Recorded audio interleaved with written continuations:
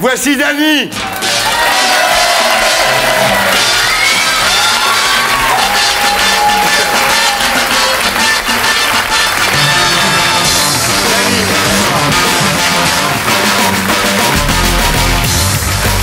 Dany, bonsoir. Bonsoir. Alors Dany, vous avez déclaré: les gens ne savent pas si je suis une actrice, une chanteuse ou une marque de yaourt, mais ils savent que j'existe. C'est bizarre. Alors en ce moment, les gens savent que vous existez, mais en plus, ils vous identifient parfaitement comme chanteuse, puisque... Je suis des booms et des bangs, agiter mon cœur blessé, l'amour comme un boomerang me revient des jours passés, à pleurer les larmes dingues d'un corps que je t'avais donné. Comme un boomerang en duo avec Étienne Dao, mesdames, messieurs. Alors, Dany, alors ça passe sans arrêt à la radio, hein, toute la journée. Ça figure sur l'album que vous sortez, qui s'appelle Best of Boomerang, chez EMI, avec vos plus grands succès. Vous savez comment on fait, Dany? Non. Avec les petites mains, vous posez votre cigarette, vous allez voir comment on fait. Attention, tout le monde est prêt. 1, 2, 3.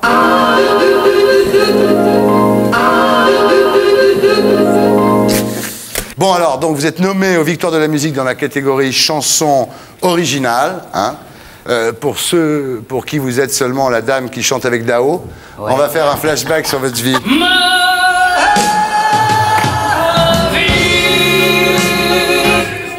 Alors vous êtes né en 1944 à Castres, oui. Et vous avez passé votre enfance et votre adolescence à Perpignan, oui. Où vos parents étaient marchands de chaussures, comme les parents de Muriel Robin d'ailleurs. Et vous savez comment je m'appelle? Daniel Grohl. Bravo. Quand on a des parents marchands de chaussures s'appelait Grohl, c'est vrai que c'est génial. Top.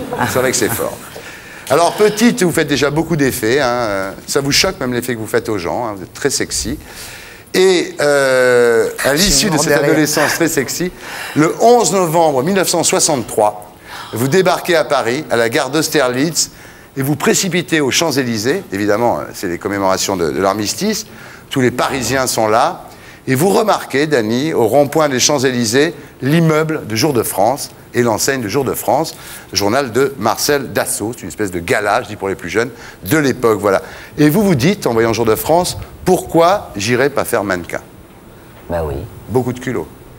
Bah, je sais pas, peut-être de l'inconscience, peut-être quand on a 20 ans ou 19 ans, je sais plus que... Ouais. Vous savez mieux les dates que moi d'ailleurs. Alors, le lendemain, donc le 12 novembre, à 63, vous y êtes à 9h du matin chez Jour de France. Et là, il n'y a personne, évidemment. Les mecs, ils bossent pas dans les journaux, si tu veux. Avant 11h, il n'y a personne. Donc, vous attendez. Et puis, quand quelqu'un arrive, vous lui dites, voilà, j'arrive de Perpignan. Vous aviez l'accent à l'époque? Ben, je sais pas, normalement, on n'a pas l'accent et on n'apprend pas à parler parisien couramment, quoi. Ouais. Je veux dire, c'est un truc... ça, je sais pas, quand je suis en colère, paraît-il que j'ai l'accent de Perpignan, encore aujourd'hui. Et puis, des fois, j'ai l'accent parisien. Paraît-il qu'en anglais, j'ai un accent super. Ouais. Mais bon... Bon, ça, c'est l'accent, quoi. On ne sait pas. Et vous leur dites, est-ce que vous croyez que je peux faire des photos? Et le mec répond, oui. On fait un cahier junior dans 15 jours, si vous voulez, il n'y a pas de problème. Voilà. Putain, vous êtes bien renseigné, hein. Mais c'est extraordinaire, c'est parce que c'est une histoire extraordinaire en même temps, non? Ouais, c'est une histoire de midinette, quoi. Ouais, qui débarque à Paris, qui se pointe chez Jour de France et qui fait des monte photos. à Paris, on dit. Quand on est en province, on dit on monte à Paris. Moi, je venais de Montpellier. Bah, c'est pas loin, hein. Pas loin. Et alors, tout de suite, vous devenez très star, votre silhouette androgyne, votre regard mystérieux, votre trait anguleux. Ouais. Vous devenez l'égérie d'un tas de photographes de grande qualité, comme Newton, Helmut Newton, Jean Loussieff, et vous devenez Dany. Ah bon? Eh oui. Si vous le dites. Vous devenez Dany. Le soir, vous êtes la reine. Le soir, vous êtes la reine du twist dans les boîtes de Saint-Germain. Bien sûr, le avec twist votre copine Zouzou. Bien sûr. Ouais. Oh, vous êtes bien renseigné, hein. Ouais. Franchement, c'est top. Hein. Et vous êtes la première à porter des bottes avec des jeans très serrés, parce qu'à l'époque, ça se faisait pas beaucoup. Ça a commencé. Ouais. Alors, vous faites un premier single assez rapidement, premier passage sur scène, à l'Alhambra, avec Tom Jones. Absolument. Un bide. Grave, mais j'ai reçu des bonbons, des pièces de monnaie, tellement je savais pas chanter et tout. C'était terrible. C'était terrible. Et j'avais un costume sublime argent qu'une copine à moi m'avait ramené. Bon, un truc d'un autre monde. Ouais, un autre monde. Et Tom Jones, quoi. Tom Jones. Il y avait Ronnie Bird aussi. Oh, Ronnie Bird. Ah, Ronnie Bird, quoi, le premier français à chanter avec des cheveux longs. Ah, je l'adorais. Il faisait des reprises des Stones et tout. Où va-t-elle, Ronnie Bird? Ah, c'est bien ça. Il est à New York, il peint des appartements, Ronnie Bird. Je l'ai vu il y a pas longtemps là, à New York. C'est formidable, hein. Non, mais c'est un trip. C'est la caméra explore le temps, mesdames, messieurs. Alain oui, de raconte. Merci quand même, Thierry, franchement. Alors, vous faites aussi un premier téléfilm avec Jean-Marie Perrier et François Perrier pour Antenne 2. Vous tournez avec Vadim dans La Ronde. Et là, consécration suprême, Bernard Buffet fait votre portrait. Ben oui.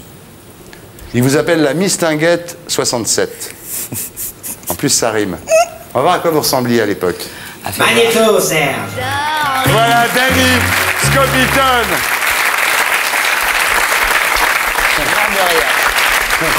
Je suis mort de rire, c'est vachement sympa. Hein. Pardon? C'est très sympathique. Ouais. Et en 1968, il y a ça. Papa vient d'épouser la bonne. Entre l'idée, il a eu la mon petit papa. C'est une gentille petite bretonne. Entre l'idée, il a eu la mon petit papa. Toute la famille, tante Clara, tante Lise, oncle Camille, ne viennent plus à la maison car Voilà, Danny, papa vient d'épouser la bonne. On s'est emballé là-dessus. 1 million d'exemplaires vendus, un succès colossal, énorme.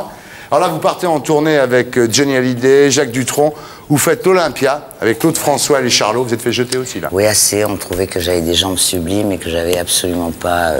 Enfin, bon, c'est des trucs comme ça, mais qui restent. Peut-être que c'est moi qui l'ai mal interprété aussi. Hein. Ouais. Je sais pas. Et marrant. Ensuite, il y a l'aventure de l'Alcazar avec Jean-Marie Rivière de 70 à 74. Il faut se souvenir d'Alcazar, c'est une boîte géniale.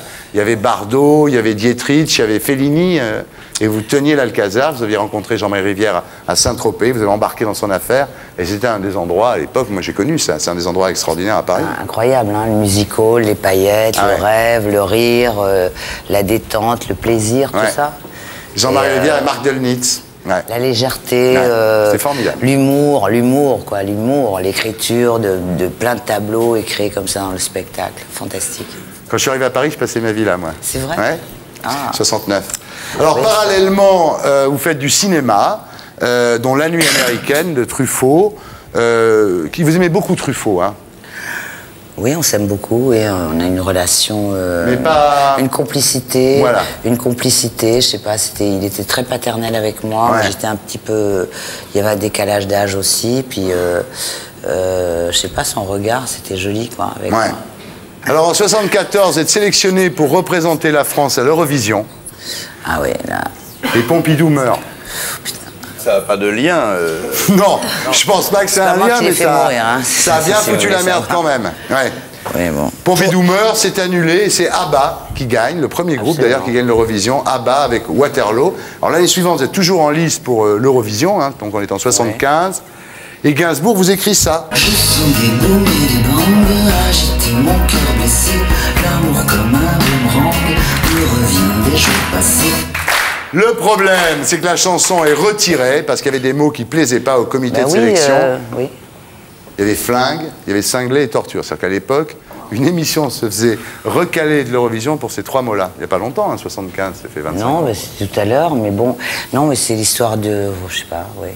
C'est étonnant, quoi. Hein. Ouais. Les rendez-vous de la vie, ça veut dire. Ouais. C'était pas le moment, voilà, c'est l'histoire. Et aujourd'hui, c'est un tube. Bah, je sais pas, peut-être. Bah, si. Alors, c'est l'époque où, sur les conseils d'Alain Delon, vous prenez la direction d'un club avenue Victor Hugo, qui sera un club très célèbre aussi, qui s'appelait L'Aventure, qui est une espèce de temple du show business, très jet set, hein. Oui, si vous voulez. Ah oui, à l'époque, aller à l'Aventure, c'était... Oui, c'était un endroit protégé. Moi, je me disais comment on peut faire pour trouver un endroit et faire un endroit où les gens soient bien, où il y ait de la bonne musique. On essayait de me faire de la bonne musique, qu'il y ait des œufs au plat, des choses très simples, et en même temps très protégées. Ouais. Le désir, le plaisir de se rencontrer, de partager. Et alors c'est là, dans ce club, l'Aventure, que naît avec Serge Gainsbourg l'idée de Boomerang, la chanson qu'on... Ben, elle naît comment? Voilà. Parce que c'est très naturel, hein, c'était pas du tout gambergé ni prémédité. Et il me dit, eh ben, ça fait 10 ans que j'ai fait Poupée de cire et Poupée de son, c'est une bonne date, et ben, on va essayer. Voilà. Donc, et là, vous allez bosser avec Serge. Ça se passe pas très bien d'ailleurs parce que c'est compliqué, quoi, l'écriture de la chanson. Les artistes, Bah oui. un mec comme Serge, je pense que tous les artistes ont des doutes quand ils font quelque chose, une chanson. Là, c'était un rendez-vous quand même professionnel, artistique. Je sais pas combien il y avait de téléspectateurs à l'époque, mais c'était un rendez-vous artistique, donc il fallait assurer. Et ben, Serge, plein de doutes, moi chantant plus ou moins bien. Quand on partage un quotidien où il crée quelque chose. Donc c'est assez joli, en même temps naturel, simple et compliqué. Vous fréquentez la famille Gainsbourg, la petite Kate, la petite Charlotte à l'époque. Oui, bon. Voilà. Comme et puis ça. donc la chanson est recalée et là, pour les beaux yeux d'un acteur célèbre, vous commencez à vous défoncer, Dany. Vous commencez à prendre de l'héros. Un jour, vous filez de l'aventure par la sortie de secours. Vous rentrez chez vous, hyper renseigné, c'est dingue. vous jetez tout dans les toilettes. Non mais je le dis, j'ai fait les mêmes conneries, donc j'en parle d'autant plus librement, et vous le savez que j'ai fait les mêmes conneries à l'époque. Il n'y a pas de souci, et je m'en suis sorti, comme vous.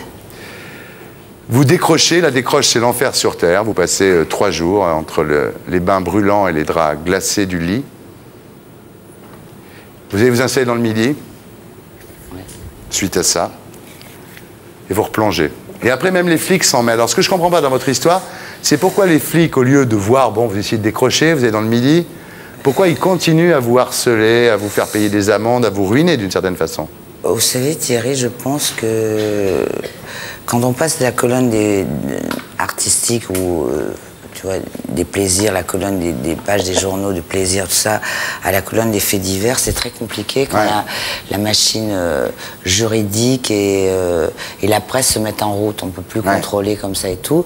Et d'un seul coup, on a des unes de journaux qui veulent rien dire, qui ne sont pas appropriés à l'histoire que vous vivez et qui sont en décalage. Parce que, franchement, l'administration française, quand même, et la justice sont très, très lentes, quoi. Hein. Donc, il y a un décalage du moment où j'ai eu cette période et où c'est très difficile, sans en rajouter des couches comme ça, de passer à notre côté. Moi, j'étais privilégiée parce que j'avais beaucoup d'amour autour de moi, beaucoup. Et puis, il faut remettre dans le contexte, au moment où ce mot drogue, c'était une bombe comme ça qui passait, où il n'y avait pas aujourd'hui la communication qu'il y a eu et les produits qui allaient avec pour en soigner, tout ça. C'était vraiment une bombe et on était montré du doigt. Donc, c'était très difficile. Et moi, je me sens encore privilégiée dans ce coup-là. Je pense qu'il y a des gens qui ont morflé encore plus sur ce truc-là. Bon, on ne va pas s'étaler là-dessus. Non, pas s'éterniser, mais c'est vrai. C'est arrivé, merci, mon étoile au-dessus de la tête. Comme je vous ai dit, on s'en est sorti. J'ai eu plein d'amour, il faut aider tous ces gens qui sont dans cette détresse-là. Et chacun est un cas particulier. Non, c'est vrai qu'on a été, on peut le dire, la première génération à avoir la drogue en vente libre. Et à l'époque, le Subutex se trouvait beaucoup plus difficilement que maintenant. Maintenant, c'est plus facile, c'est soigné comme une maladie. Voilà. Vous dites, le plus grand regret de ma vie, c'est que je ne pourrai jamais retirer à mes enfants l'image qu'ils ont eue de ma laideur. Bah, je pense que, vous savez, quand on est dans la drogue, tout ça, il y a le mensonge qui arrive. Il y a déjà le mensonge. Donc, quand on est dans le quotidien avec des enfants et des gens qui vous aiment et qui sont impuissants dans ce domaine-là, quoi, et comme des fois on peut l'être avec plein d'autres choses, c'est difficile. Donc, je pense que mes enfants ont des images de moi. Mais bon, je pense qu'on s'aime toujours et que ça va. Voilà, bah, ensuite vous en sortez, vous faites des disques, faites des films, vous ouvrez un magasin de roses. Un concept, un concept, Un concept génial. C'est une idée comme ça qui m'est venue avec un mec qui est un artiste très fort, qui est un rosiériste. Hein. Et on a dit pourquoi il n'y a pas de magasin de roses, que de roses sur cette fleur qui trimballe une légende, un mythe, depuis que le monde est monde, et voilà la rose, quoi. Donc on a fait ça, des trucs irréalisables, et puis on l'a fait. Après, bon, il y a les histoires de business, donc ça, il y a des gens comme ça qui vous volent des concepts, votre âme, comme ça, c'est très douloureux, c'est des histoires de fric. Moi, je sais pas surfer dans les affaires et tout ça, donc tant pis, cette idée, elle m'appartient, j'en ai plus aujourd'hui, les roses font toujours partie de ma vie. Aujourd'hui, je suis dans la musique avec une jolie histoire d'une chanson, et il faut regarder devant, tout va bien. Et tout va bien. Après l'histoire, c'est ça.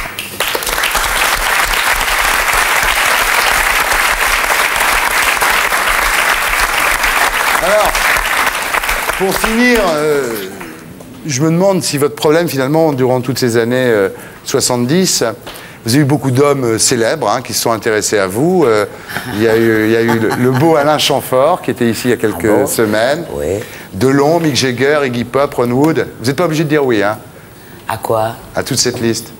Mais j'ai dit oui, et puis plus les autres, quoi, hein, que vous ne connaissez pas.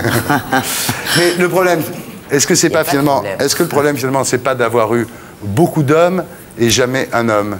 Je sais pas, oui, peut-être. En même temps, ça fait les choses... Ça met dans des situations où, quand on n'a pas de mec, eh bien, on fait autre chose. Mais en même temps, on rêve toujours d'un mec, quoi, hein, je pense.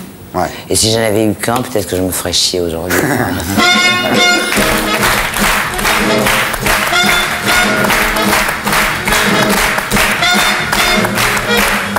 Dany, on va vous faire une interview. Dernier coup.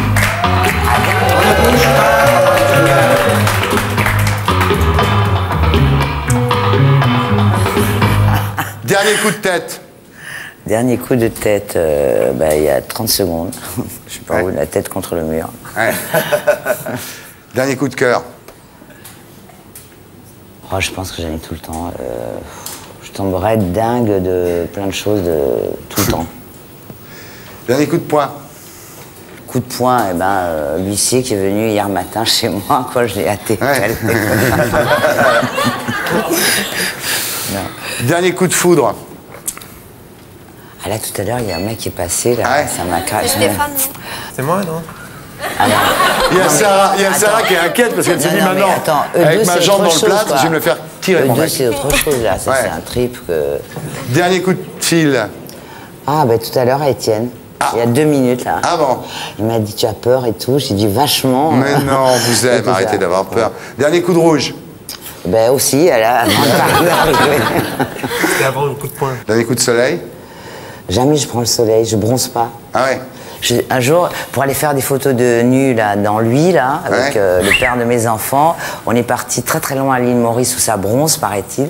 J'étais comme ça, j'avais des coups de soleil et puis je bronzais pas. Ouais. Donc on a fait tout au Max Factor. Dernier coup de blues. Oh, mais ça tout le temps. Forcément. Dernier coup de rein. Ah, il y a longtemps. Voilà Dany. Sa chanson s'appelle Comme un boomerang. Et l'album s'appelle Best of Boomerang. Et pour être sûr de ne rien rater de Inarditube, abonnez-vous et mettez un pouce bleu.